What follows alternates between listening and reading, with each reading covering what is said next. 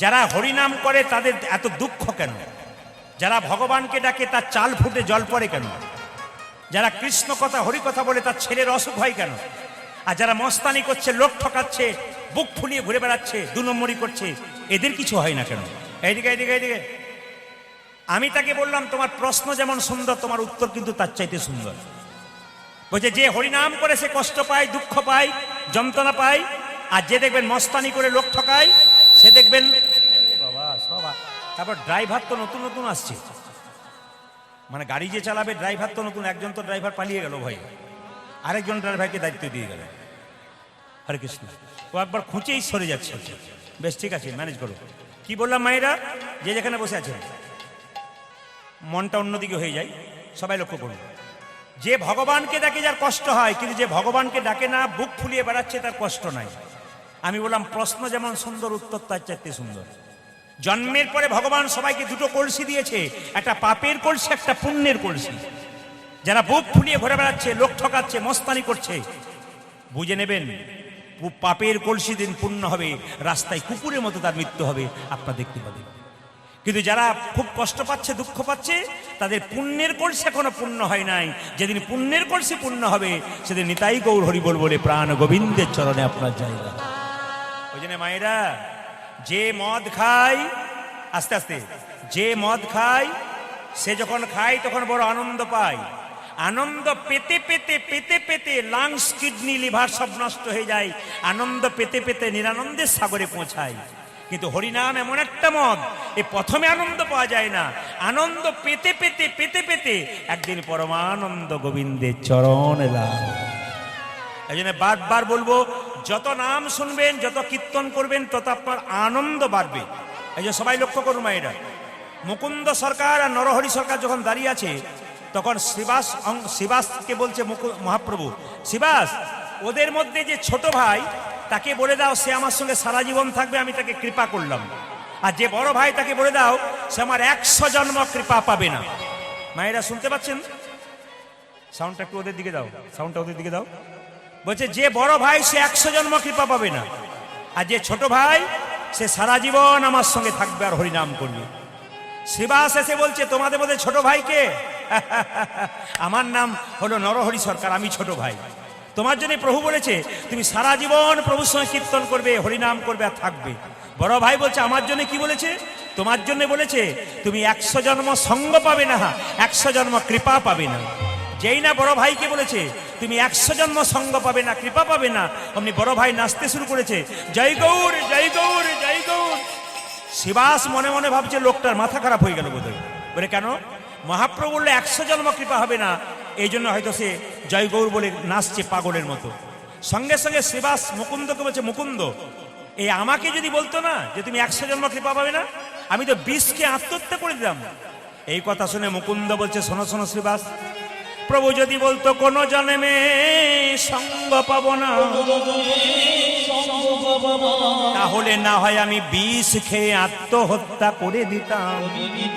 প্রভু বলেছে 100 জন্ম সঙ্গ পাবো না, 100 জন্ম না হয় গৌর গৌর বলে কেঁদে বেড়াবো।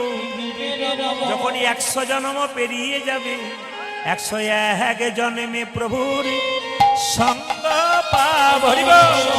এক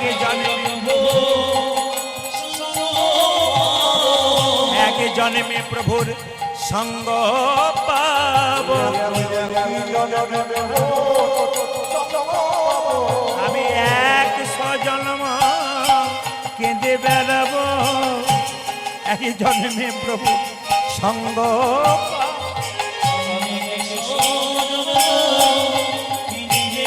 101 জন্মে প্রভুর সঙ্গ, আমি 100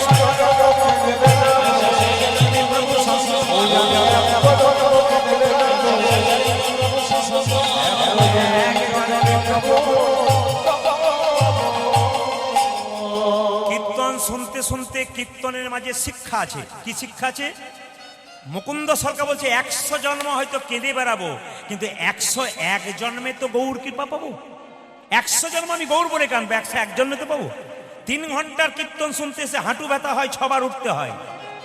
ধৈর্য যার নাই ভগবান তার নাই, ধৈর্য যা আছে ভগবান তার আছে। মহাভারতের দিকে তাকান, 100 ভাইয়ের দাদা দুর্যোধন চঞ্চল ছিল, উনি ভগবান হারালেন। আর পঞ্চপাণ্ডবের দাদা যুধিষ্ঠির স্থির ব্যক্তি ছিলেন, উনি ভগবান পেলেন।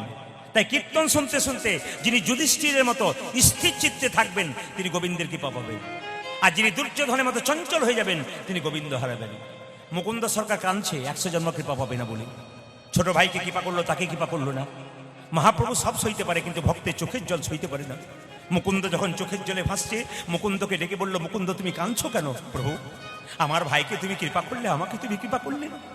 সঙ্গে সঙ্গে মহাপ্রভু কতগুলো বাণী বললো, কি সুন্দর বাণী দেখুন। শোনো মুকুন্দ, এ সংসারে যারা বড় ভাই হয় তাদের দায়িত্ব সবচাইতে বেশি হয়। এ সংসারে যারা বড় বউ হয় তাদের দায়িত্ব সবচাইতে বেশি হয়। কেন না, বনের মধ্যে বড় বড় গাছ যেমন ছোট ছোট গাছগুলোকে ঝঞ্ঝঞ্ঝা থেকে রক্ষা করে, এই সংসারে বড় ভাই আর বড় বউ যারা হয় অনেক কথা শুনতে হয়, তবু ছোটদেরকে একটু ভালোবাসার দ্বারা রাখতে হয়। তোমার ভাইকে আমার সঙ্গে রাখলাম, তুমি চলে যাও শ্রীখণ্ডে। কেন জানো? তোমরা 2 ভাই মিলে যে কীর্তন করতে চলেছো, তাই সবাই বাড়ির না খেয়ে মরবে, আর কেউ হরিনাম করবে না। তাই তোমার ভাইকে আমার সঙ্গে রাখলাম আর তোমাকে শ্রীখণ্ডে পাঠিয়ে দিলাম। তবে সোনা মুকুন্দ, তোমার তো কবিরাজি চিকিৎসায় খুব একটা নাম ছিল না, তোমার মাথায় হাত দিয়ে আশীর্বাদ করলাম, তুমি কাল থেকে গিয়ে বাড়িতে তাকেই চিকিৎসা করবে, তারই রোগ ভালো হয়ে যাবে। মুকুন্দ সরকার বলল, প্রভু আমি যাকে চিকিৎসা করবো তারই রোগ ভালো হয়ে যাবে? হ্যাঁ গো, আমি তোমাকে আশীর্বাদ করলাম। মায়েরা কিছু মনে করবেন না, কীর্তন যে শুনছেন, সম্পর্ক রাখছেন ভগবানের সঙ্গে, একদিন আপনার লাভ হবে। ভগবান বলছেন আমার সঙ্গে সম্পর্ক করো, সম্পর্ক টিকবে। এই বাস্তবে কারোর সঙ্গে সম্পর্ক করবেন, সম্পর্ক নষ্ট হয়ে যেতে পারে। আপনি রাত্রি 12টার সময় আমার বাড়ি গেলেন, আমাকে 10 লাখ টাকা চাইলেন, কথার মানে বলছি, আমি কিন্তু দিলাম না, কারণ আপনার সঙ্গে পরিচয় নেই। কিন্তু পরিচয় যদি থাকে আমি জান প্রাণ দিয়ে দেবো। কেন? আপনার সঙ্গে আমার সম্পর্ক আছে, সম্বন্ধ আছে। ভগবানের নাম কোনদিন করলেন না, বিপদের দিনে ভগবানকে ডাকলেন, ভগবান আপনাকে দেখা দেবে কেন, কৃপা করবে কেন? এই জন্য ভগবানের সঙ্গে সম্পর্ক তৈরি করুন, দেখবেন ভগবান ঠিক সময় আপনাকে কৃপা করবে। ও মুকুন্দ, তোমাকে আশীর্বাদ করলাম, তুমি বাড়ি গিয়ে যাকেই চিকিৎসা করবে তারই রোগ ভালো হয়ে যাবে। তবে শুনে রাখো, তুমি শ্রীখণ্ডে ফিরে যাও, একটা গোপীনাথের মন্দির তৈরি করো, জীবের দ্বারা হরিনাম দাও, আর গরিবের চিকিৎসা করো, বড় লোকের চিকিৎসা করা দরকার নাই। ফিরে যাও, ফিরে যাও, শ্রীখণ্ডে ফিরে যাও, ফিরে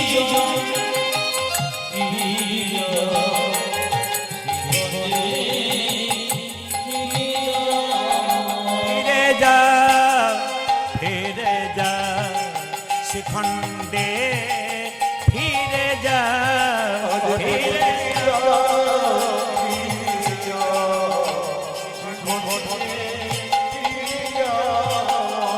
তুমি দাঁড়ে দাঁড়ে গিয়া চরণে ধরিয়া, দাঁড়ে দাঁড়ে গিয়া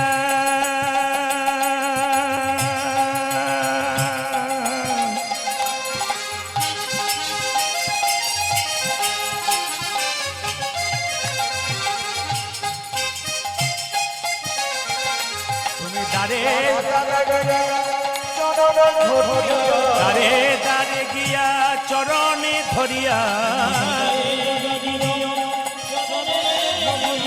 হরির নাম বিলা, দাঁড়ে দাঁড়ে গিয়া হরির নাম বিলা, ফিরে যাও, ফিরে যাও, শ্রীখণ্ডে ফিরে যাও, ফিরে যাও,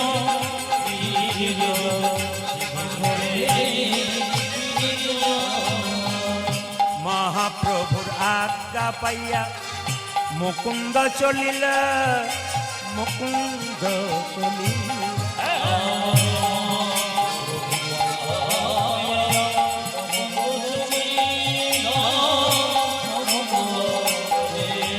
মহাপ্রভুর আজ্ঞা পাইয়া মুকুন্দ চলিল, মুকুন্দ চলিল,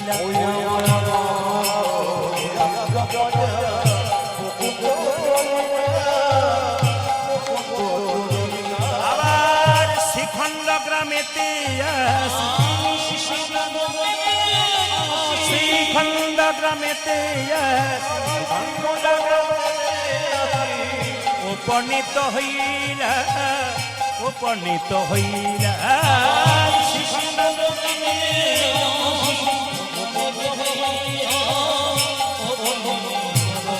বলো বলো হরি বল, বলো বলো হরি, বলো বলো হরি বল, বলো বলো বলো বলো। গোপীনাথ জিউ কি, গোপীনাথ জিউ কি। ভক্ত যদি কাই মনে কোনো বাঞ্ছা করে ভগবানের সাধনায় সে বাঞ্ছা নাই পড়ে। আপনার বাচ্চাকে ছোট থেকে শেখাবেন ভগবানকে সেবা দিতে হয়। এই দিকে দিকে মায়েরা, রঘুনন্দনকে তার বাবা বলছে শোন, এই দিকে দিকে, এ সংসারে কেউ কারো, জোরে বলুন, এই সংসারে কেউ কারো, বাহ সবাই লক্ষ্য করুন। রঘুনন্দনকে তার বাবা বোঝাচ্ছে একটা কথা, সবাই শুনবেন, আমি আপনাদের বুঝিয়ে দিই। সম্রাট আলেকজান্ডারের নাম শুনেছেন? জোরে বলবেন হ্যাঁ না না, বলুন জোরে বলুন। পৃথিবীর সব সম্পত্তিকে যদি 7 ভাগ করা যায়, 1 ভাগ সম্পত্তির মালিক হলো কে? সম্রাট আলেকজান্ডার। ও মায়েরা, আপনাদের না শোনা জিনিস জেনে যান, যারা জ্ঞানীজন ভক্তদের এসছেন তারা জানতে পারবে, ইতিহাস পড়ুন। সম্রাট আলেকজান্ডার 7 ভাগ সম্পত্তি, পৃথিবীটাকে ভাগ করলে 7 ভাগ সম্পত্তির মালিকের 1 ভাগ সম্পত্তির মালিক হচ্ছে সম্রাট আলেকজান্ডার। আশ্চর্যের ব্যাপার, বেবিলিয়ন শহরে একটা মশার কামড়ে মরেছিল মা। এইদিকে বেবিলিয়ন শহরে একটা মশার কামড়ে মরেছিল। তো যখন মৃত্যুর আগে হসপিটালে ভর্তি ছিল, তখন সেনাপতিকে বলেছিল, সেনাপতি মন্ত্রী, বলে কি, আমি মরে যাব কিন্তু 3টে শর্ত রইল। বলে কি? আমি যখন মারা যাব আমার মৃতদেহটা 4 জন ডাক্তার যেন কাঁধে করে নিয়ে যায়। স্যার আমরা থাকতে ডাক্তার, আমি যা বললাম তাই লেখো, 4 জন ডাক্তার কাঁধে নিয়ে যাবে। স্যার লিখে নিলাম, এই যে লিখে নিলাম, 4 জন ডাক্তার কাঁধে নেবে। দ্বিতীয় শর্ত কি?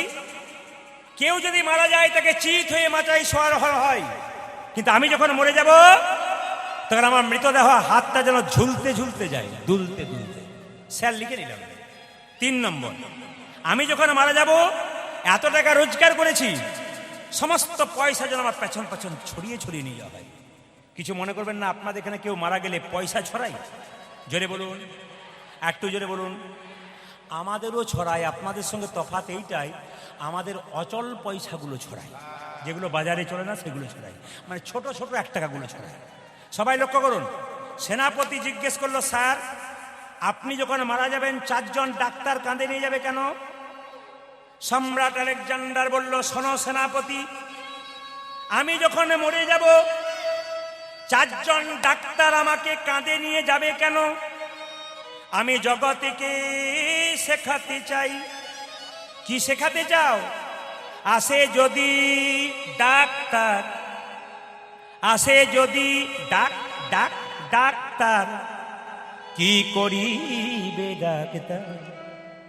আসে যদি ডাক্তার, কি করিবে ডাক্তার? আসে যদি ডাক্তার, কি করিবে ডাক্তার? সবাই তাকান, সবাই তাকান, শিক্ষামূলক কথা। আসে যদি ডাক্তার, কি, এই যে উত্তম কুমার মহানায়ক যেদিন মারা গিয়েছিল, হোম চিকিৎসককে সাংবাদিকরা জিজ্ঞেস করেছিল, আপনি বাঁচাতে পারলেন না? এর আগে 24 বার বাঁচিয়েছি, 25 বারে পারলাম না। ডাক এসছে, আর যেদিন ডাক আসবে কারো ক্ষমতা নাই তাকে রক্ষা করতে পারে। বাহ, কি সুন্দর শিক্ষা। আমি যখন মরে যাব আমার হাত দুলতে দুলতে যাবে কেন জানো? আমি জগৎকে শেখাতে চাই, এই হাত দিয়ে কত অন্যায় করলাম, কত মেয়ের স্মৃতির সিঁদুর কেড়ে নিলাম, কত ছেলে মেয়ের বাবা বলা বন্ধ করলাম, কিন্তু জগৎকে দেখাতে চাই স্মৃতির সিঁদুর কেড়ে নিলাম, কত ছেলেকে বাবা বলা থেকে বঞ্চিত করলাম, এত বড় সম্পত্তির মালিক হলাম, কি নিয়ে গেলাম? আমি যে এত করলাম, কি নিয়ে গেলাম? আমি যা করলাম সব এইখানেই রাখলাম। জগৎকে দেখাতে চাই হাত খালি হাতে এলাম, খালি হাতে গেলাম। ওগো জগতের মানুষ, যদি কিছু করো তবে গোবিন্দের জন্য করো, যা করবে সব সম্পত্তি এখানেই রয়ে যাবে। আর আমার পেছনে পেছনে পয়সা ছড়াবে কেন? তাকান, কেন ছড়াবে? আমি যে এত টাকার মালিক দেখাতে চাই, আমি তো নিয়ে গেলাম না, সব এখানে রেখে গেলাম। আপনাদের দক্ষিণ চব্বিশ পরগনাতে, এটা তো উত্তর চব্বিশ পরগনা, দক্ষিণ চব্বিশ পরগনাতে কাকু যায় বিষ্ণুপুর বলে একটা জায়গা আছে, ওখানে একটা শ্মশান আছে বাবা, হ্যাঁ কীর্তন খোলা শ্মশান আছে, ওখানে সুন্দর চায়ের দোকান আছে, খুব ভালো চা খায়। এরা বলে দাদা একটু দাঁড়াবো, চা খাবো, বলে খাবো। ওখানে সবাই লক্ষ্য করুন, আমি দেখলাম খাই লক্ষ্য করে বসে কয়েকদিন আগে দারুণ জিনিস দেখলাম। একজন প্রচুর টাকার মালিক, তাকে ফুলের সাজিয়ে, কয়েকশো কোটি টাকার মালিক, ফুল দিয়ে সাজিয়ে শ্মশানের চিতাতে শুইয়ে দিল। কিছুক্ষণ পরে একজন ভিখারি মানুষ রাস্তায় মরে গেছে, 2-4 দিন আগে পৌঁছে গেছে, তাকে খড়ের দড়ি দিয়ে ছেঁড়া তালাই দিয়ে মাছি ভনভন করছে, তাকে নিয়ে আসা হলো। এক পাশে শুয়ে দেওয়া হলো কয়েকশো কোটি টাকার মালিককে, আর এক পাশে শুয়ে দেওয়া হলো ভিখারিকে। ভিখারিটা যেন মালিকটাকে বলতে চাইছে, বাবু এতদিন তোমার বাড়ি গিয়েছি, কতবার বাবু বলে ডেকেছি, তুমি আমায় কিছু বলো নাই, অবজ্ঞা করে চলে গেছে। আমি কতবার বলেছি বাবু কিছু খাবো, কিছু দাও, কিছু দাও, তুমি মুখ ফিরিয়ে চলে গেছো। একটা বস্ত্র পর্যন্ত দাও নাই, কারণ তুমি বাবু, আমি ভিখারি। আজকে এই শ্মশানের চিতাতে শুয়ে আছি, তুমি দেখে নাও বাবু, কি দেখবে জানো, এ জগতে আসবার সময় সবাই সমান, যাবার সময় সবার সমান, মাঝখানে আমি ভিখারি আর তুমি জমিদার। মায়েরা, এই সংসারে কেউ কারো নয়। আপনার স্বামী 10 দিনের জন্য বাইরে গেছে, আপনি চিন্তা করছেন স্বামী এলো না কেন। স্বামী যখন এলো তখন ছপ্পর খাটে শোয়ালেন, ভালো খাবার খাওয়ালেন, স্বামীকে আদর করলেন, যত্ন করলেন। কিন্তু যেদিন স্বামীর দেহ থেকে প্রাণে বেরিয়ে গেল, সেদিন কি করলেন? পাড়ার লোককে ডেকে বললেন, মরাটা নিয়ে যা, বাস মরা হয়ে যাবে। আবার আপনার স্বামী মারা গেল বলে একটা ভাঙা বালতিতে গোবর জলগুলো ছড়ে দিলেন। আবার কি করলে একটা প্যারেক গেড়ে দিলেন, দোষ পেয়ে যাবে বলে। পশ্চিমবাংলার একজন বিখ্যাত বাউল শিল্পী বলছে, অতীব সত্য কথা, যতই আমার আমার করো, ওগো শেষের দিনে সেজন বিনে ও হরি পর কি হবে রে, শেষের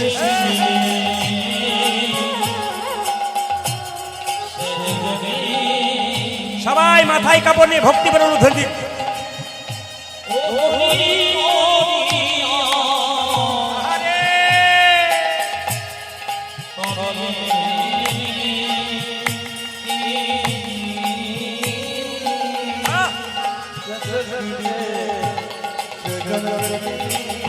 কেউ বা কাটে ঝাড়ে রোবা, কেউ বা পাকায় দড়ি রে।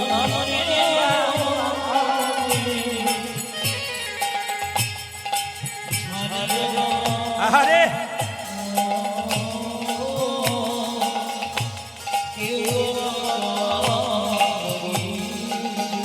কেউ বা কাটে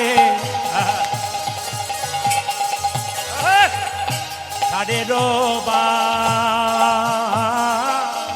কেউ বা পাকায় দড়ি রে।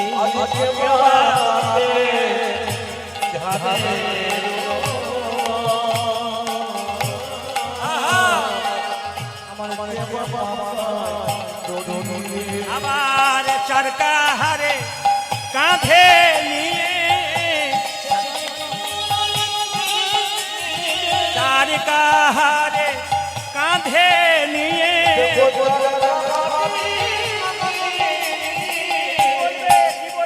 ওগো বলবে হরি হরি, ওগো বলবে উলধ্বনি,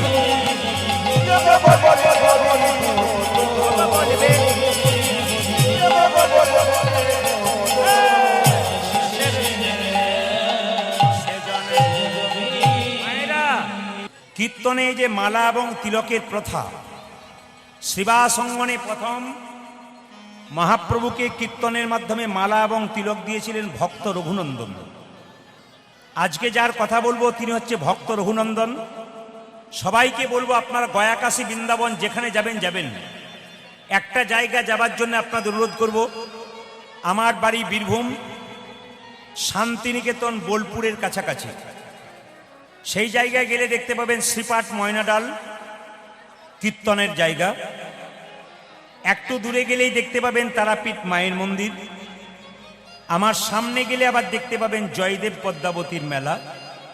সেরকম একটা মধ্যস্থ জায়গায় আমি বাস করি।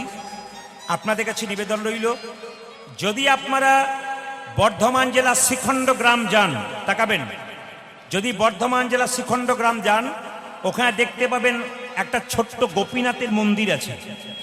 ওই গোপীনাথের হাতে অর্ধেকটা নাড়ু আছে, এবং সেই নাড়ুটা হচ্ছে পাথরের নাড়ু। পৃথিবীতে যত মন্দির আছে ভগবানের, সব ভগবানের হাতে বাঁশি দেখতে পাবেন, নাড়ু দেখতে পাবেন, অন্য কিছু দেখতে পাবেন, কিন্তু ওখানে গেলে আশ্চর্যের ব্যাপার দেখতে পাবেন গোপীনাথের হাতে অর্ধেকটা পাথরের নাড়ু। এটা অর্ধেকটা হলো কেন, এটা পাথরের নাড়ু হলো কেন, তারই কথা বলবো। লীলাটির নাম ভক্ত রঘুনন্দন।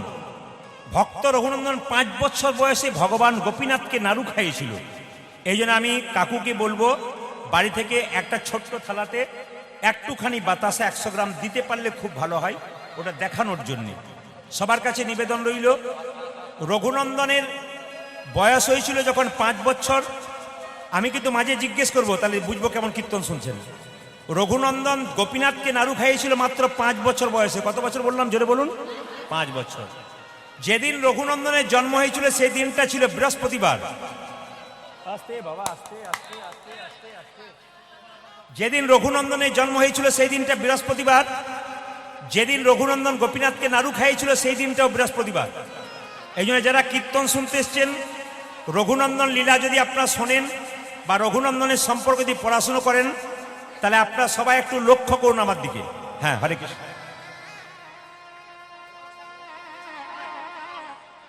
সবাই লক্ষ্য করুন।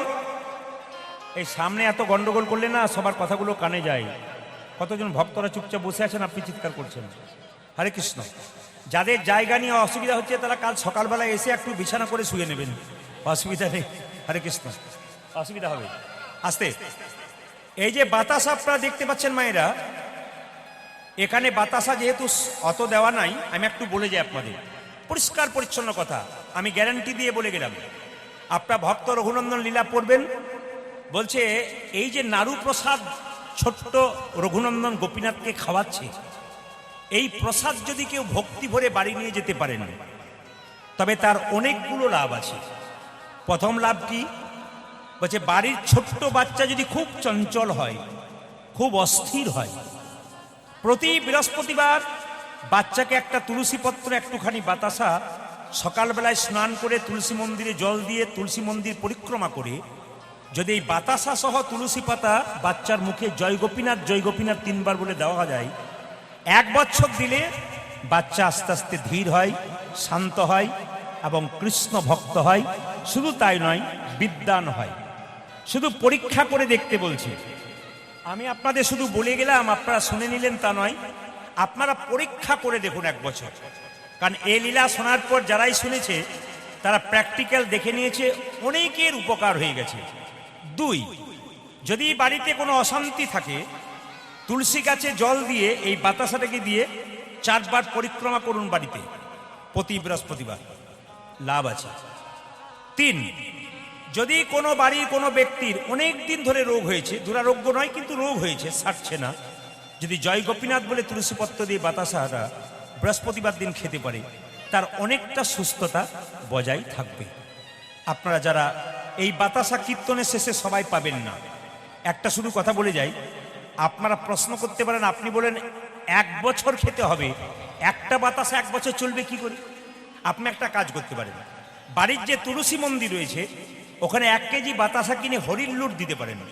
ওই হরির লুটের বাতাসা ভরে রেখে, কৌটোতে ভরে রেখে প্রতি বৃহস্পতিবার একটা একটা করে ব্যবহার করতে পারেন, আপনার লাভ আছে।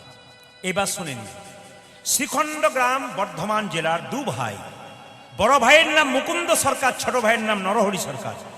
মুকুন্দ সরকার পেশাতে ছিল কবিরাজ, চিকিৎসা করত, আর ছোট ভাই তার সঙ্গে কম্পাউন্ডারি করত। একদিন ছোট ভাই বড় ভাইকে বলল, দাদা, ভক্তদের মুখে শুনলাম যে সেবাসঙ্গনে মহাপ্রভু আছেন, তাকে যদি একবার দর্শন করা যায় তবে তার আশীর্বাদ পাওয়া যায়। তো দাদা, একবার গেলে হয় না সেবাসঙ্গন, একটু মহাপ্রভুর আশীর্বাদ নেব? দেখুন, গল্পটি শুনবেন, লীলা কিন্তু খুব সুন্দর। এর মধ্যে পদাবলী নেই তা নয়, এর মধ্যে সুন্দর পদাবলী আছে। আপনারা যখন শুনবেন তখন বুঝতে পারবেন। কারণ কীর্তনে যে জায়গাতে হচ্ছে সেই জায়গাটা হচ্ছে একটা মহাজনের জায়গা। মানে আমরা কাকুকে একজন মহাজন মনে করি। মহাজন মানে তিনি কীর্তনের কি জানেন না, জাহাজ মানুষ বটেন। শুধু তার জায়গাতে কীর্তন করলে পদ গাইবে না তা কিন্তু নয়, পদাবলী যুক্ত গান।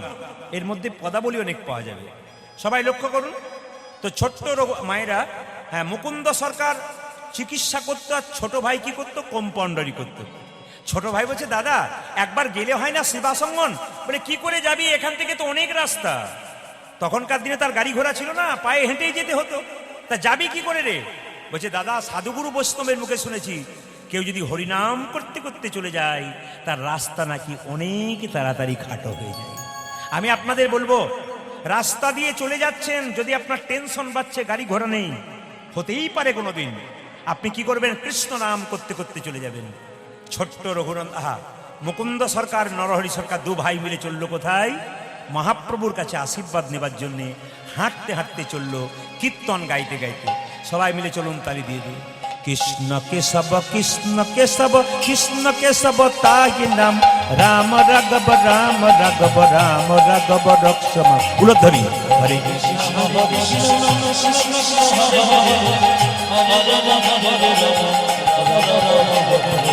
হরে কৃষ্ণ হরে কৃষ্ণ কৃষ্ণ কৃষ্ণ হরে হরে, হরে রাম রাম রাম হরে হরে।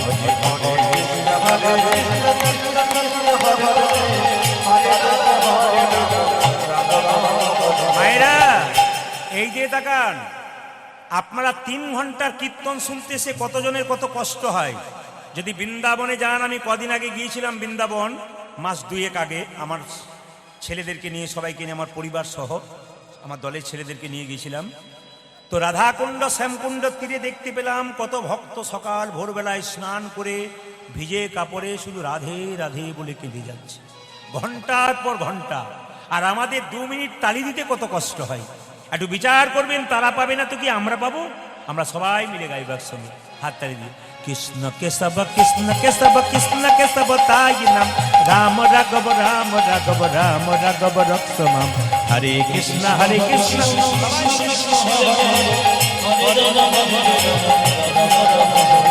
কৃষ্ণ কেশব কৃষ্ণ কেশব কৃষ্ণ কেশব তাহি নাম, রাম রাঘব রাম রাঘব রাম রাঘব রক্ষম। মূলধ্বনি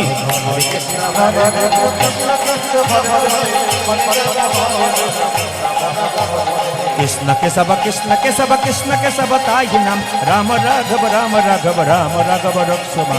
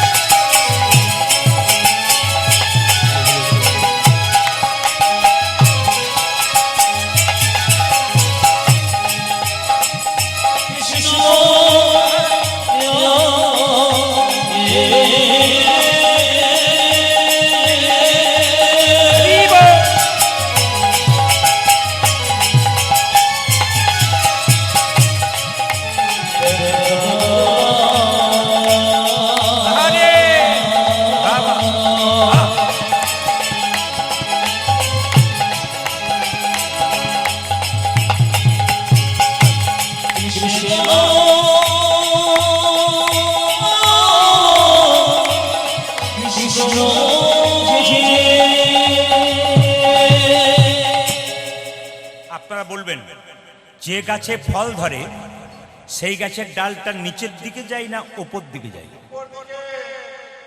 দেখাতে হবে কিন্তু, নিচের দিকে না উপর দিকে। আপনারা সবাই নিচের দিকে বলছেন, 2-4 জন যারা অনমনা ছিল। যে গাছে ফল ধরে তার ডালটা কোন দিকে থাকে? নিচের দিকে। যারা কৃষ্ণ ভক্ত হয় তাদের ভাবটি কেমন হয়? হরে কৃষ্ণ হরে কৃষ্ণ। যদি হও নিচু তবে পাবে কিছু। মানে আস্তে আস্তে একটা লোক যদি বারবার একই রকম চিৎকার করে যায়, এখানে এতজন কীর্তন শুনছে, একটু কষ্ট করে নিন না, একটু কষ্ট করে বসুন। কতজন অসুবিধা হচ্ছে বলুন তো আপনার জন্য। হরে কৃষ্ণ, সবাই লক্ষ্য করুন। তাহলে মায়েরা, যে গাছে ফল ধরে সেই গাছের ডালটা জোরে বলুন নিচের দিকে যায়। যদি হও নিচু তবে পাবে কিছু। মায়েরা, একটা সোনার কলসি যতই দামি হোক, একজনের কাছে মাথা নিচু করতে হয়। কার কাছে জোরে বলুন? একটি গ্লাসের কাছে। আপনি কয়েকশো কোটি টাকার মালিক হতে পারেন, যদি বৈষ্ণবের চরণে মাথা নিচু না করতে পারেন, নিতাই গৌর হরি বল বলে আপনার জীবনে কোনো লাভ হবে না। সবাই তাকান এইদিকে, এদিকে দিকে। মুকুন্দা নরহরি চুপচাপ এরকম করে দাঁড়িয়ে আছে। কেউ জানুক আর না জানুক, ভগবান কিন্তু জানতে পারছে। অন্তর্যামী গৌর হরি শ্রীবাসকে ডেকে বলছে, শ্রীবাস, দু ভাই এসেছে আমার কৃপা পাবার জন্যে, চলো ওদেরকে একবার দর্শন দিয়ে আসি। ভক্ত যদি কাই মনে কোনো বাঞ্ছা করে, ভগবানের সাধ্য নাই সেই বাঞ্ছা নাই পুরে। ভক্ত যখন এসে, দেখুন কিছু মনে করবেন না, এক মনে একভাবে কেউ যদি গোবিন্দকে ডাকতে পারে, আর এক মনে একভাবে কেউ যদি কীর্তন শুনতে পারে, কৃপা হবে না? কি বলেছে? একটা বাড়িতে একজন ঘুমাচ্ছে, বারবার ধাক্কা দিলে সে একসময় জেগে উঠবে। ভগবানের মন্দিরে গিয়ে হৃদয় মন্দিরে বারবার কৃষ্ণ কৃষ্ণ বলবেন, কৃষ্ণ একবার জাগ্রত হবেই, আপনার কৃপা হবে। শুধু এক মন চাই। শাস্ত্র বলেছে, মান মানা মাদ ভক্ত। তুমি কিচ্ছু দাও আর না দাও, তোমার মনটা আমাকে দাও। এখানে কীর্তন শুনতে এসছেন, কি নিয়ে এসছেন ওটা আমরা দেখবো না। ভগবান বলছে, তুমি একটা সুন্দর মন তোমাকে দেওয়া হয়েছে, এই মনটা আমাকে দাও। যদি মন দিতে পারো, বাস আর কিচ্ছু দরকার নেই। এই জন্য ভগবানের মন্দিরে এসছেন হরিকথা শুনতে, আপনার মনকে এক করুন। পাশে কোথাকে কি বলছে আপনি শুনবেন না। ব্রজগোপী যখন কৃষ্ণের কাছে ছুটে গিয়েছিল, তখন এতজন ছুটছে, কেউ কারোর দিকে তাকাচ্ছে না। কেন? লক্ষ্য একটা, কি? কৃষ্ণের চরণ। সবাই লক্ষ্য করুন। দু ভাই মিলে যখন এরকম করে দাঁড়িয়ে আছে, মহাপ্রভু বলল, শিবাস চলো ওদের একবার দর্শন দিয়ে আসে। একদিকে মুকুন্দ, একদিকে নরহরি দেখছে মহাপ্রভুকে। মহাপ্রভু শিবাসঙ্গম থেকে বেরিয়ে সুরধ্বনির তীর দিয়ে কীর্তন গান গাইতে গাইতে যাচ্ছে। সুরধ্বনি তীরে তের মহাবিলসয় সমবয় বালক সঙ্গে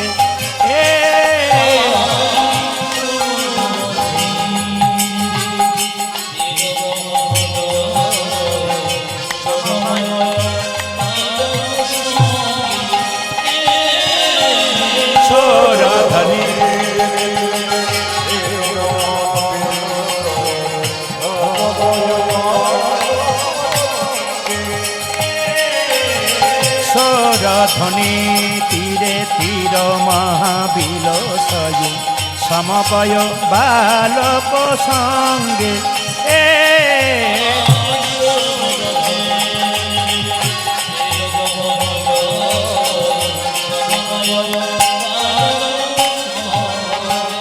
করে করতালি ধ্বনিত হরি ধ্বনি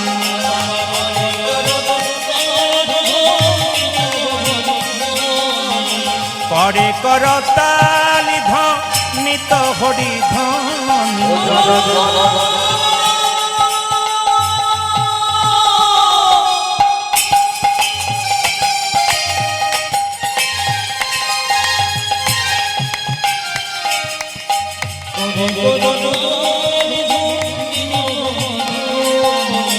করে করতালি ধ্বনিত হরি ধ্বনি। এই যে মায়েরা, ছোট ভাই বলছে, দাদা আমি কি দেখছি জানো? ওই তো আমার গোরা নাচে, ওই তো আমার গোরা হ্যাম দণ্ড বাহু তুলে, ওই তো আমার গোরা নাচ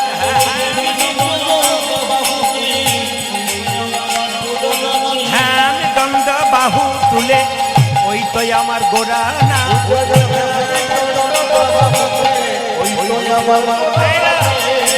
যার যেমন ভাব তার তেমন লাভ। ছোট ভাই বলছে, আমি দেখছি গোরা নাচছে। বড় ভাই বলছে, না না আমি দেখছি আর একজন নাচছে। ওই তো গো রাই নাচে,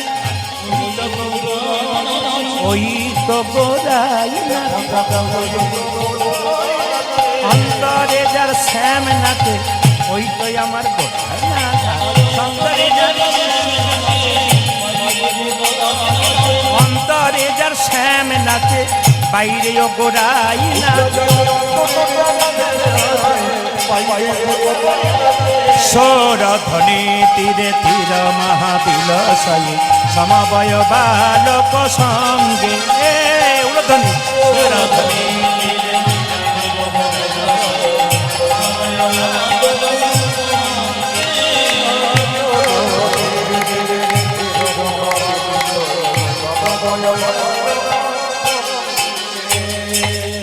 এইবার পড়ি। বিনোদ মানে সুন্দর, গোবিন্দের যেদিকে তাকাবেন সেদিকটা সুন্দর। কি সুন্দর রূপের কথা বলছে দেখুন। ও তারে বিনোদ ললাটে বিনোদ তিলক বিনোদ বিনোদ সাজে গো।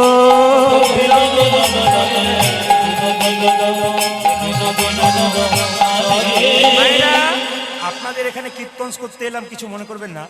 সবার কপালগুলো দেখলাম, কি ভাগ্য খারাপ না ভাগ্য ভালো কিছু দেখলেন? না না, যার কপালে তিলক আছে তার ভাগ্য একটু ভালো হবার কথা। এই যে তিলকটা দেখতে পাচ্ছেন, এই তিলকের কিন্তু দুটো দাগ। ডান দিকে কে? ব্রহ্মা, বাঁ দিকে কে? মহেশ্বর, মাঝখানে ফাঁকা জায়গাটা কে? বিষ্ণু।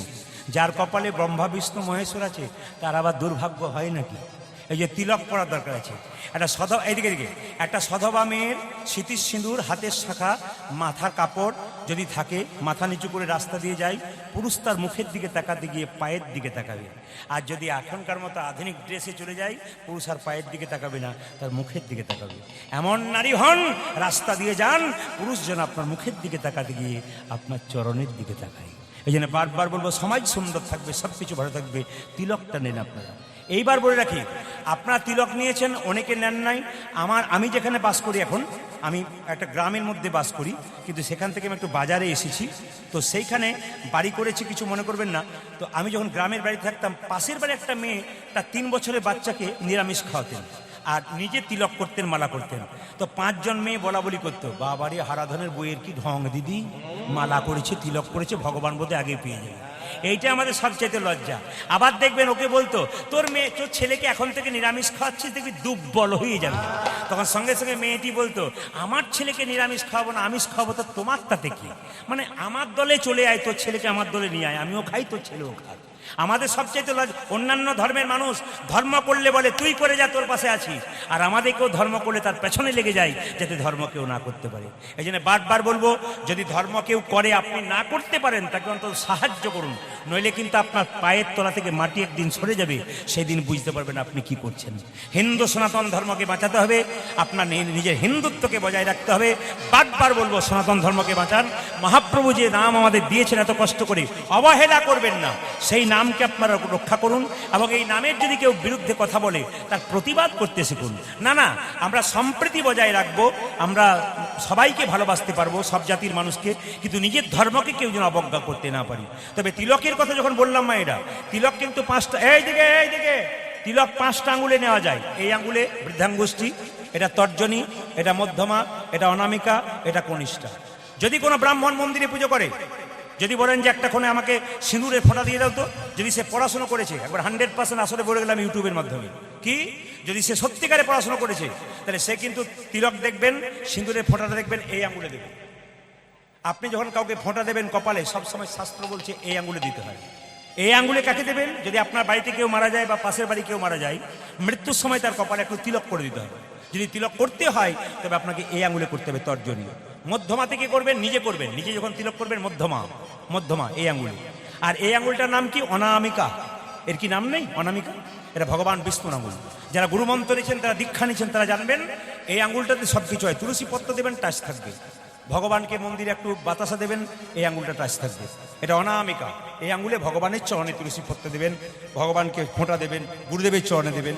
আর এই আঙ্গুলে কাকে দেবেন? ভাইয়ের কপালে দিলাম ফোঁটা, জমের দুয়ারে পড়ল কাঁটা, যমুনা দেয় জমকে ফোঁটা, আমি দিই আমার ভাইকে ফোঁটা, যমুনার ফোঁটা পেয়ে জম হলো চিরজীবী, আমার ফোঁটা পেয়ে আমার ভাই হবে দীর্ঘজীবী। তবে একটা কথা আপনাদের বলে যাই, শেষ কথা, সুন্দর করে শুনে নিন পদটা গাইবার আগে।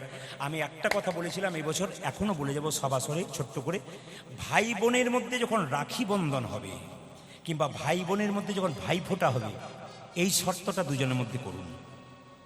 ইউটিউবের মাধ্যমে শুনবেন, এখন শুনে নিন সবাই, খুব দামি কথা, যদি করতে পারেন সমাজ সুন্দর হবে। সবার লেগে বলে রাখি, যদি ভাই ফোঁটার দিনে একজন ভাইকে বোন ফোঁটা দিচ্ছে, একটা উপহার দিল, বোন বলল, দাদা তুই আমাকে একটা সুন্দর পোশাক দিলি, উপহার আমার ভালো লাগলো, কিন্তু একটা উপহার কিন্তু আমাকে দিতে হবে। কথা কি কথা বোন বল? আমার মাথায় হাত দিয়ে তোকে কথা দিতে হবে কি, তোর বিয়ের পর আমার মা বাবাকে ভুলে যাবি না তো?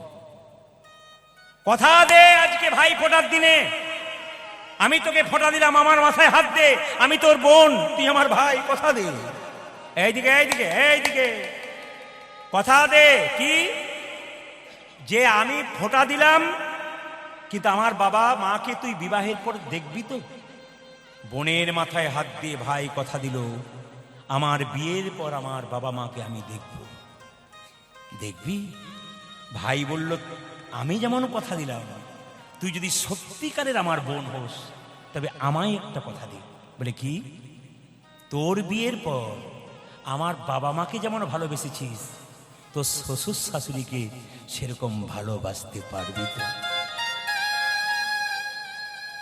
বোন তখন বলে উঠল, আমি কার বোন দেখতে হবে না, তুই যখন কথা দিয়েছিস আমিও কথা দিলাম, আমার বাবা মাকে যেমন ভালোবাসি, আমার বিবাহের পরে আমার শ্বশুর শাশুড়ি মাকে আমি সেরকম ভালোবাসবো।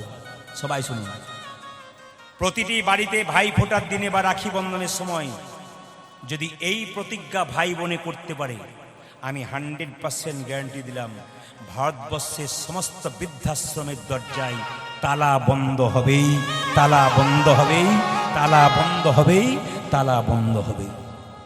সুন্দর কথাগুলো শিখে নেবেন, কথাগুলো শুনবেন, জীবন সুন্দর হবে। শুধু কীর্তন কীর্তন নয়, সমাজ শিক্ষা। আমাকে আমার কাকু বারবার বলেন, বাবা শুধু কীর্তন নয়, কীর্তনটাকে বজায় রেখে মানুষের ভেতরে কিছু ঢুকিয়ে দাও, যেন মানুষ মনে রাখতে পারে, মানুষ ব্যবহার করতে পারে। সবাই লক্ষ্য করুন, মুকুন্দ সরকার গাইছে, ও মা দেখো দেখো, ও তার বিনোদ গলাই বিনোদ মালা, বিনোদ বিনোদ দোলে গো,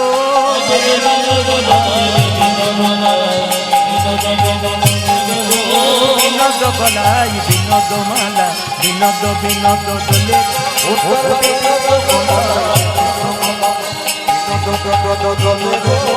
কোনি বিনোদিনী বিনোদ গাঁথুনি, কোনি বিনোদিনী বিনোদ গাঁথুনি, গেথেছে বিনোদ ফুলে গো, গেথেছে বিনোদ ফুলে, আমার গানো সে বিনোদ, গানো সে বিনোদ, আমার গানো সে বিনোদ। দেখো দেখো বিনোদ কোটিতে বিনোদ ধতি, বিনোদ বিনোদ সাজে,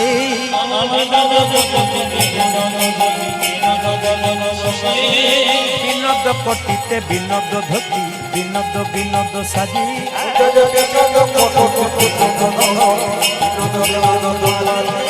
বিনোদ চরণে বিনোদ নুপুর, বিনোদ চরণে বিনোদ নুপুর, বিনোদ বিনোদ বাজে গো, বিনোদ বিনোদ বাজে, আমার গান সে বিনোদ,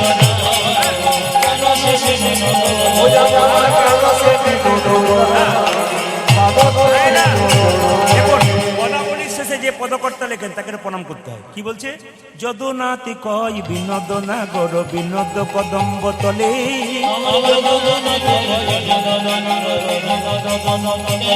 হ্যাঁ হ্যাঁ, যদুনাথি কয় বিনোদ না গর, বিনোদ কদম্ব তলে, যদুনাথি কয় বিনোদ না গর, কত বিনোদিনী বিনোদ হেরিয়া, কত বিনোদিনী বিনোদ হেরিয়া, কলসি ভাসাইল জলে গো, কলসি ভাসাইল জলে, আমার উলট ধরি কানো সে, আমার কানো সে। এইবার যেই না মায়ের সবাই লক্ষ্য করুন, যেই না কীর্তনটা গাইছে, গাইতে গাইতে হঠাৎ হঠাৎ মুকুন্দকে আসতে নবাব বলে, এ মুকুন্দ। আচ্ছা মায়েরা বলুন তো দেখি কেমন কীর্তন শুনছেন? যখন মুকুন্দ সরকার কীর্তন গান গাইছিল, একটা মেয়ে নবাবকে পাখা করছিল, সেই পাখাটা প্লাস্টিকের পাখা ছিল না তাল পাতার পাখা ছিল? জোরে বলুন, জোরে বলুন। বাহ, তাল পাতা। আচ্ছা তার মধ্যে কাকের পালক ছিল না কোকিলের পালক ছিল? আপনারা যদি এত জানতেন, আমি জানতাম, তাহলে আসতাম না, এত সুন্দর জানেন আপনারা। আচ্ছা আচ্ছা, বেশ বেশ বেশ, মায়েরা কার পালক ছিল? ময়ূরের পালক ছিল। আচ্ছা সবাই লক্ষ্য করুন, ওই ময়ূরের পালকটা দেখতে গিয়ে মুকুন্দ সরকার চিৎকার করে বলেছে, হে কৃষ্ণ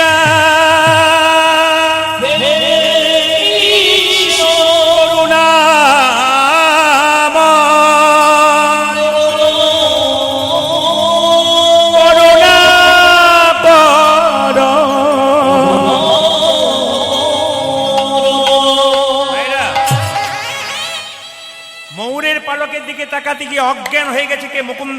কে আছিস? আরে কেউ নেই নাকি এখানে? এক গ্লাস জল নিয়ে এসো ভাই। মুকুন্দ সরকারকে দেবো একটু। নবাব জল আনতে বলেছে, জল এনে জেনে মুকুন্দ সরকারের চোখে দিয়েছে। মুকুন্দ সরকারের জ্ঞান ফিরে গেছে। নবাব বলল, মুকুন্দ তুমি কীর্তন করতে করতে আমার দিকে তাকালে, হঠাৎ অজ্ঞান হয়ে গেলে কেন? নবাবকে মুকুন্দ মনে মনে ভাবলো, নবাব আমি জীবনে কোনোদিন মিথ্যে কথা বলিনি, আজ একটা বলবো। তুমি তো মুসলমান, আমি তো হিন্দু, তুমি কৃষ্ণ অনুরাগের কথা কেমন করে জানবে? তোমার ওই ময়ূরের পালকের মধ্যে আমি কৃষ্ণ দেখতে পেয়ে অজ্ঞান হয়ে গেছিলাম, তবে জীবনে আমি মিথ্যে কথা বলিনি, আজ এক। নবাব আসলে কি হয়েছিল না, আমি সবার চিকিৎসা করি, তো আমার একটা রোগ আছে। কি রোগ? আমার মৃগী রোগ আছে। নবাব বলল, কিছু মনে করো না, আমার রাজ্যে একটা নিয়ম আছে, কেউ মিথ্যে কথা বলে তার জিভটাকে আমি কেটে দিই। তবে তুমি যেহেতু আমার রোগ ভালো করেছো, কিচ্ছু বলবো না। তোমার যদি মৃগী রোগ থাকবে, তুমি যখন অজ্ঞান হয়ে গেছিলে তখন তুমি কৃষ্ণ কৃষ্ণ বলে কাঁদছিলে কেন? তোমার যদি মৃগী রোগ থাকবে, তুমি যখন অজ্ঞান হয়ে গেছিলে তোমার চোখে জল পড়ছিল কেন? মুকুন্দ সরকার কেঁদে কেঁদে বলল, নবাব আমার অপরাধ হয়ে গেছে। নবাব বলল, মুকুন্দ অপরাধ তোমার হয়নি, আমার হয়েছে। তোমার মতো কৃষ্ণ ভক্তকে আমি আমার কেনা গোলামি মনে করে বড় ভুল করেছি। এই জগতে যারা কৃষ্ণ ভক্ত হয় তারা কারো কেনা গোলাম হয় না, ভগবানের দাস। তবে নবাব আমাকে বিদায় দাও। মুকুন্দ সরকার কেঁদে কেঁদে বলল, আমাকে বিদায় দাও। নবাব মুকুন্দের হাত দুটো ধরে বলল, মুকুন্দ তোমাকে আমি বিদায় দেবো, শুধু তাই নয়, তোমার যে এত অভাব, তুমি মন্দির তৈরি করতে পারো নাই, গোটা শ্রীখণ্ডটা আমি তোমার নামে লিখে দিলাম, তোমার যাতে কোনো অভাব না থাকে। তবে যদি কোনোদিন নবাব, হতভাগা নবাবের কিছু হয়, তুমি দেখে যেও। মুকুন্দ সরকার নবাবকে নমস্কার জানিয়ে নিজের বাড়ির দিকে ফিরছে, যশোদার দুলাল গাইতে। বাহ, ভগবানের কি লীলা! ফিরে আসছে মুকুন্দ।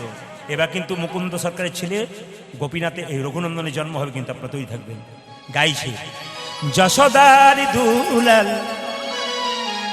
যশোদার দুলাল তুমি বজের রাখাল,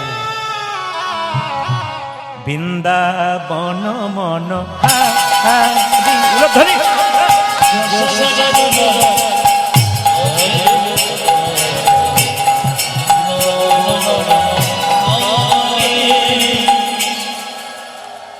আচ্ছা কিছু মনে করবেন না, আমি কিন্তু গাড়ি টেনে টেনে একবার স্ট্যান্ডের মধ্যে পৌঁছানোর চেষ্টা করছি স্পিডে মুখে, কিন্তু কাকু ওখান থেকে আমাকে খালি ইশারা করছে এরকম করে। আচ্ছা দেখি কতদূর কি করতে পারি, আমি অনেকটা দৌড়ে দিয়েছি কিন্তু। আচ্ছা দেখি, যশোদার দুলাল বজের রাখাল, বৃন্দাবন মন হারি হরি বল।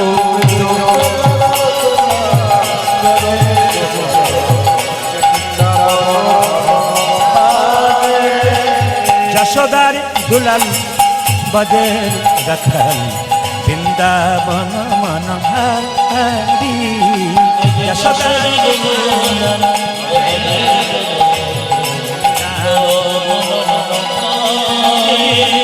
গোপীজন বল্লভ রাধিকা রমণ, গোপীজন গোপী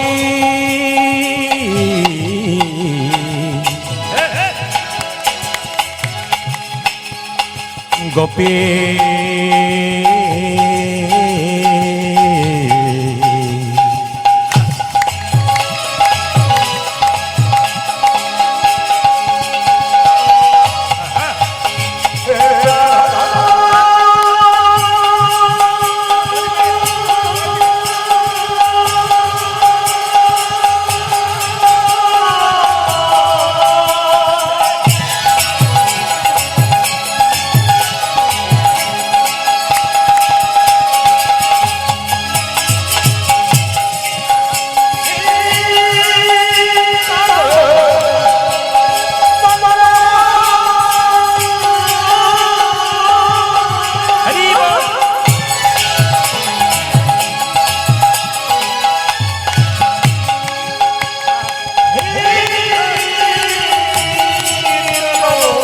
জোর সে উলুধ্বনি দিন, যত জোর আছে। বাহ!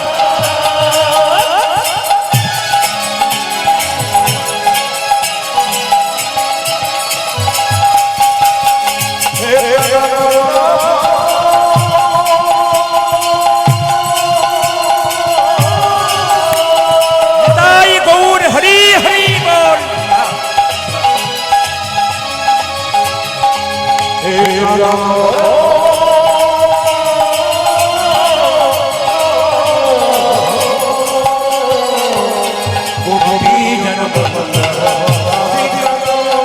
গোপী জন বল্লভ রাধিকা রাম, গোপী চিত্ত বিত্ত মনোহারি, বৃন্দাবন মনোহারি, যশোদার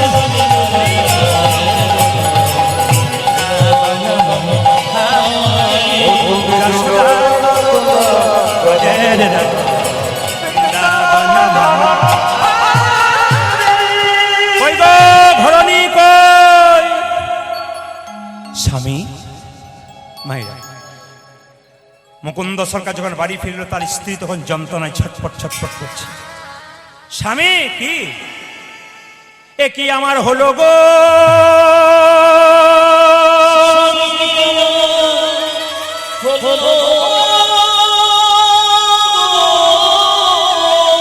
আমার সর্বাঙ্গ যেন জ্বলে যায়,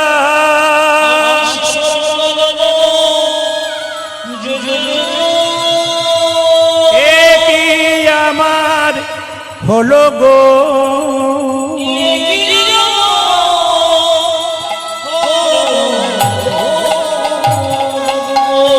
অহংকার।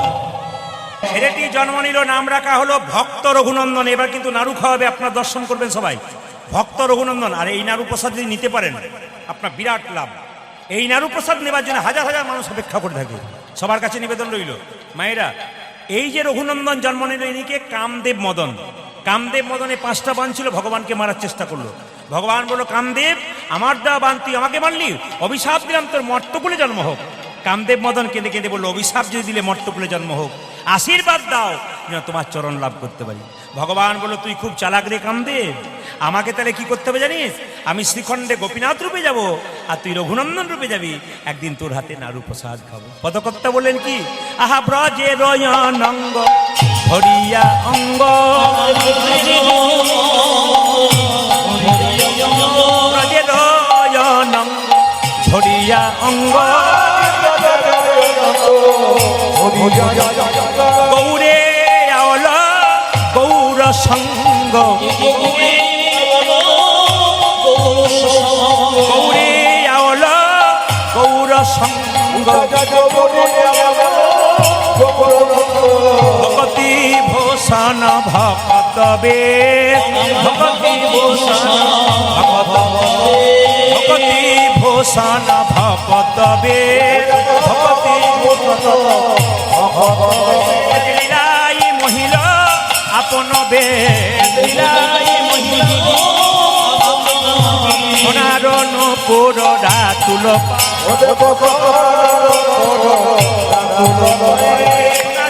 নূপুর রাতুল পাই,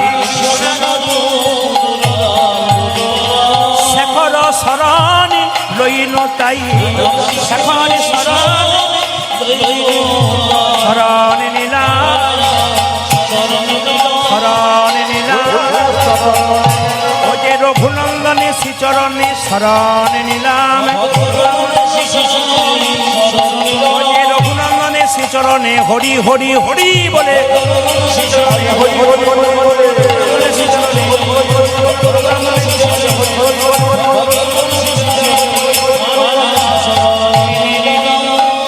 ছেলের নাম রঘুনন্দন রাখা হলো। জোরে বলুন, রাধা রানী কি। আমি জয়টা কিন্তু একসঙ্গে শুনতে চাই। এত এত অগণিত ভক্ত আছেন, যেভাবে এঁটে সেটে বসছেন, তাতে আমি আজকে সিদ্ধান্ত নিয়ে নিলাম, আমার পরে যেহেতু দল নাই, আমি 3টে পর্যন্ত কীর্তন করবো। রাজি আছেন না? 3টে মানে ভোর 3টের কথা বলি না, 3 ঘন্টার কথা বলিস, বাইকে লাগবে। তো সবার কাছে নিবেদন রইল, একবার ঠিক সময় বন্ধ করবো, এমন সময় বন্ধ করবো আপনি বুঝতেই পারবেন না হুট করে বন্ধ হয়ে গেল। ওই যে চিন্তার ব্যাপার নেই, সবাই মিলে রঘুনন্দন যখন নন্মনিচে হাতটা তুলুন, রঘুনন্দন কৃষ্ণ নাম করছে সবাই মিলে একসঙ্গে, সবাই মিলে একসঙ্গে একসঙ্গে যে যেখানে আছেন খুব সুন্দর বসে বসে এখনই নাড়ু প্রসাদ পাবেন সবাই একসঙ্গে। কৃষ্ণ কেশব, বাহ বাহ বাহ, কৃষ্ণ মাধব সুধা মাখা এই নাম, হরি নাম মধু মাখা এই নাম, নাম নাম নাম, আনন্দ করে আনন্দ করে আনন্দ করে।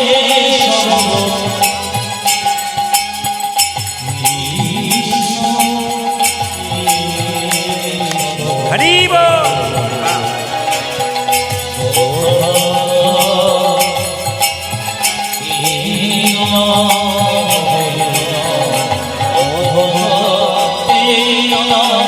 না না এইদিকে, তবে কিছু মনে করবেন না, মায়েদের একটা বুদ্ধি ভালো আছে। কই কই দেখি, আমি কোনো জায়গাতে দেখি কোনো মায়ের ঘুম আসে, 2-4 জন কিন্তু ঘুমোচ্ছে এখন থেকে, মানে সকাল সকাল ঘুমানোর অভ্যাস আছে।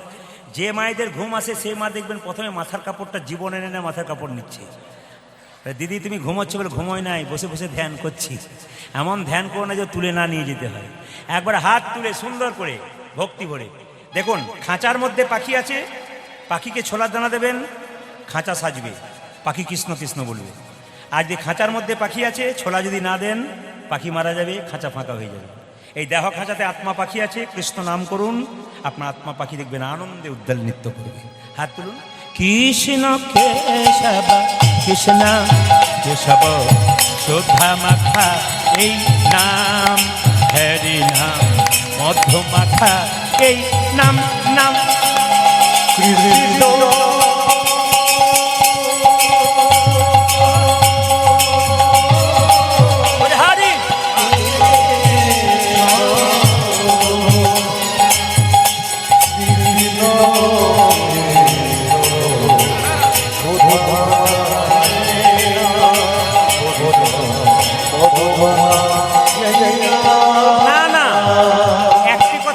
কিছু মনে করবেন না, আমি এখানে এলাম, খুব একটা সময় দিতে পারি না সবার সঙ্গে।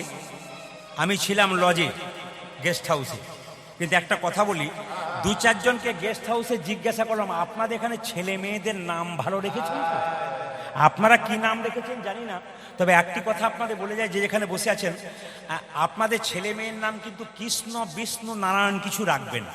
কৃষ্ণ যদি নাম রাখেন, দিনের বেলায় 10 বার এ কৃষ্ণ খেলতে যা, এ কৃষ্ণ পড়তে বস, এ কৃষ্ণ খেয়ে নে, 3 বার 4 বার 5 বার ভালো করে ডাকবেন। 2 একবার গালাগাল দেবেন, ক্ষতি নাই, কিন্তু 8 বার তো ভালো করে ডাকবেন।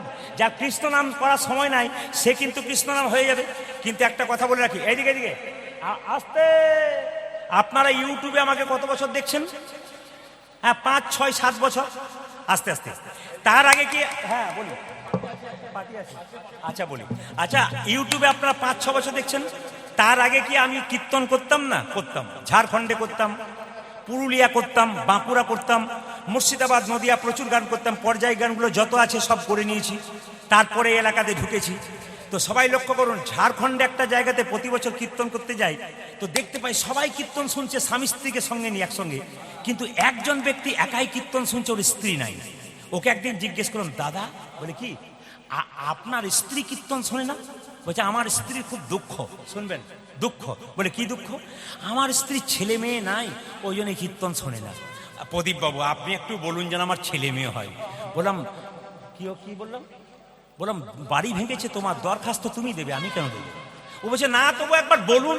আমি একবার ভগবানকে বললাম, হে গোবিন্দ, হে মাধব, এই ব্যক্তি যেন ছেলে মেয়ে কিছু হয়। আন্দাজি কথাটি লেগে গেছে, আন্দাজি লেগে গেছে।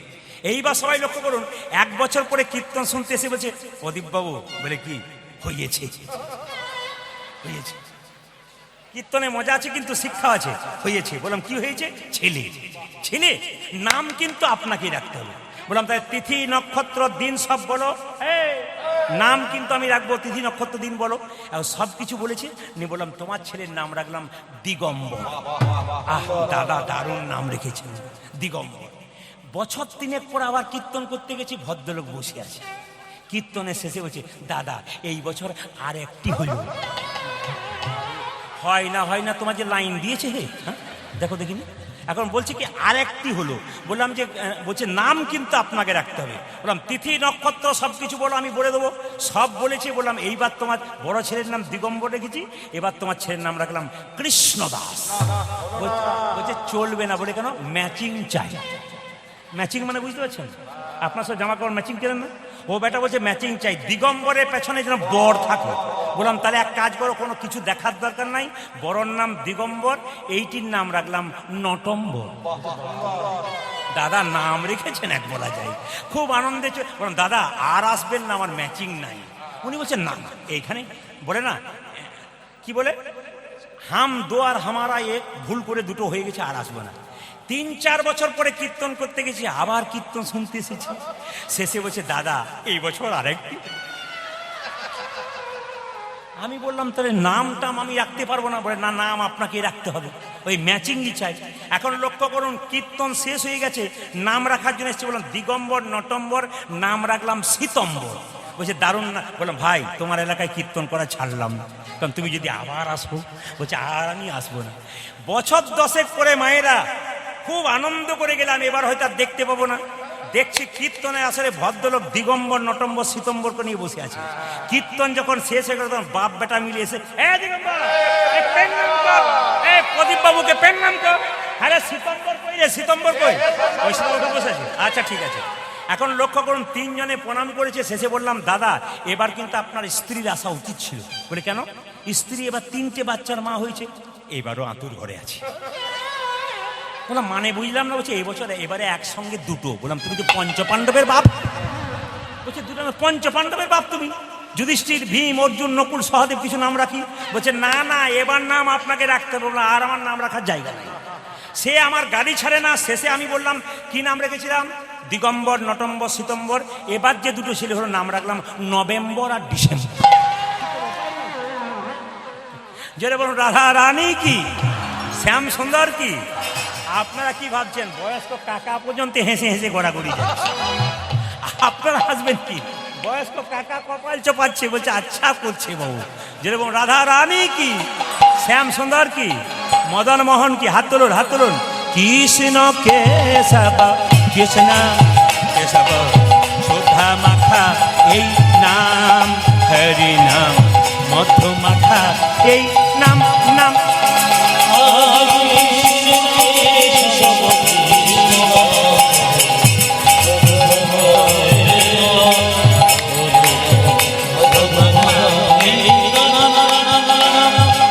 এই নাম জপ হলো আপনার,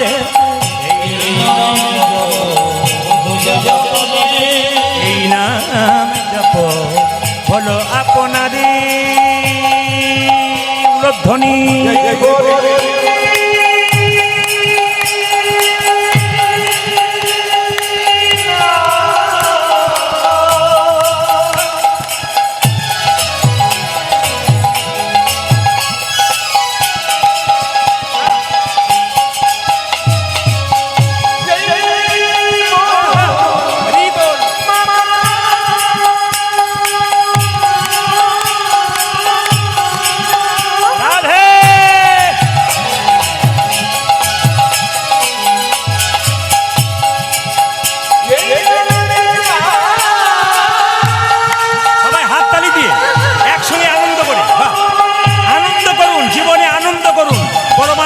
শরণ পাবেন।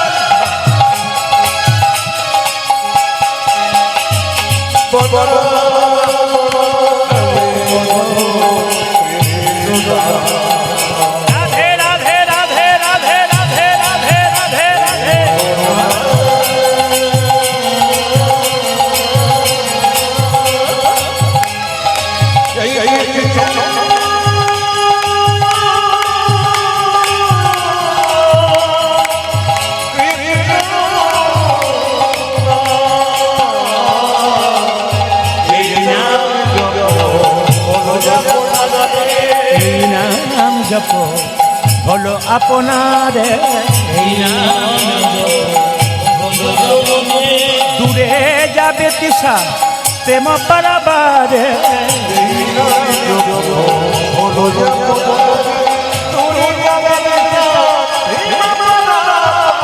জপরে জপরে জপরি রসনা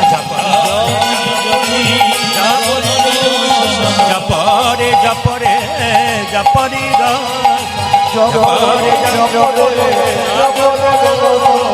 সুধা মাখা এই নাম হরি নাম মধু মাখা এই নাম নাম নাম হরিব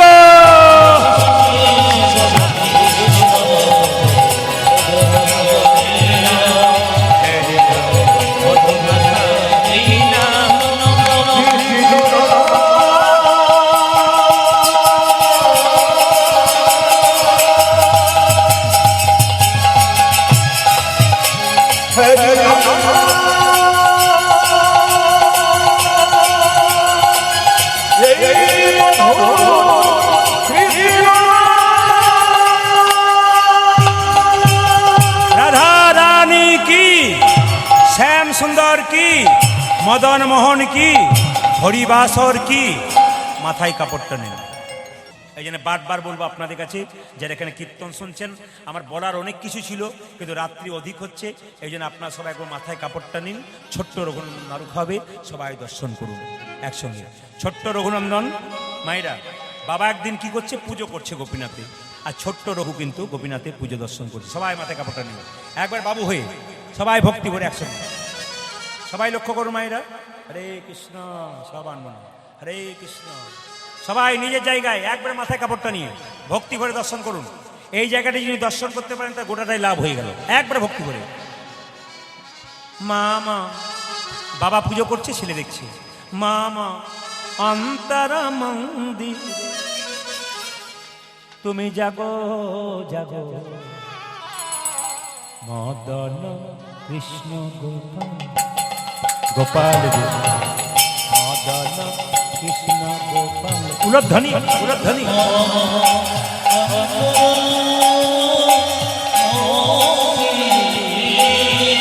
সবাই দর্শন করবেন একভাবে।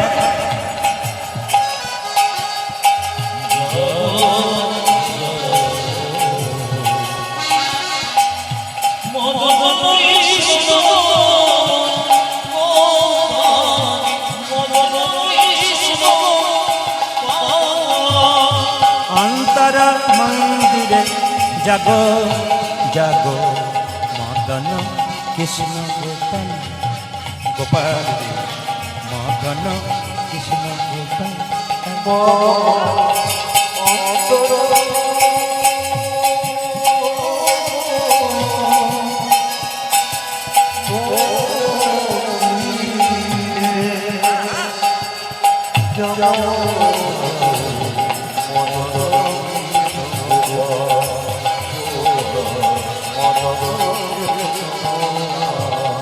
রয়ে রাধা বাবে এসো ব্রজ ধামে,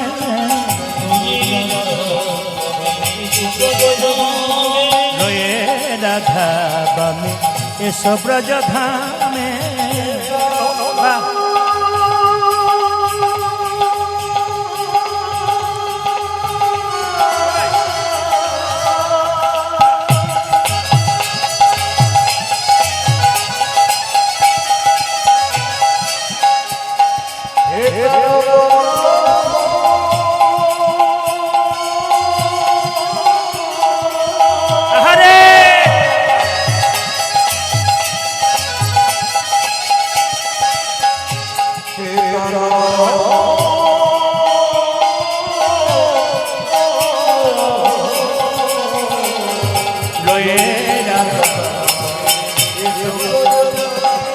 লয়ে রাধা বাবে এসো ব্রজ ধামে, লয়ে রাধা এসো ব্রজ, এসো এসো গিরিধারিলা মদন কৃষ্ণ গোপাল।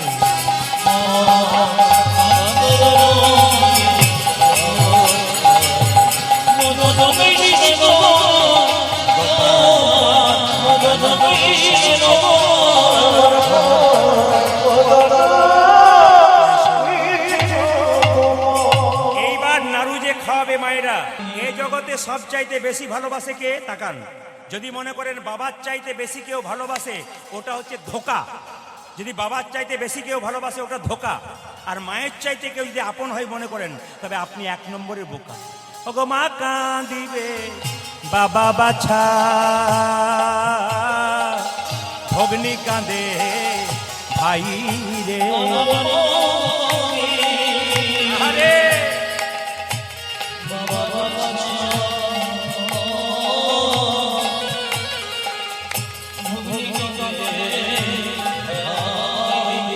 ঘরের মনি কাঁদে,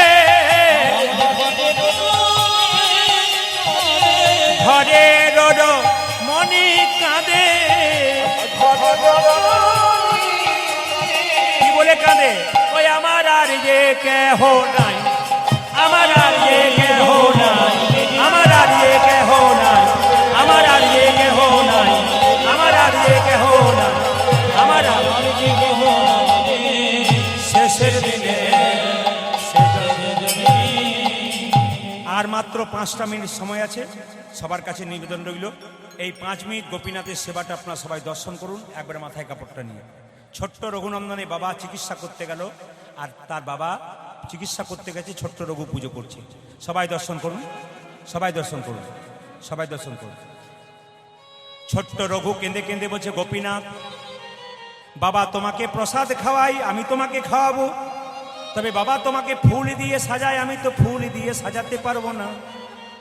তবে শাস্ত্রে বলেছে, যে যথামাং প্রপদ্যন্তে তাংস্তাতাইব ভজাম্যহম, যে যেমন ভাবে ভালোবাসে, যে তোমাকে যেমন ভাবে ভালোবাসে, তুমি তাকে তেমনি ভাবে ভালোবাসো। ছোট্ট রঘুনন্দন নাড়ু খাচ্ছে, সবাই একটু দর্শন করুন। ও গো গোপীনাথ ঘন শ্যাম, সবাই দর্শন করুন, সবাই দর্শন করুন।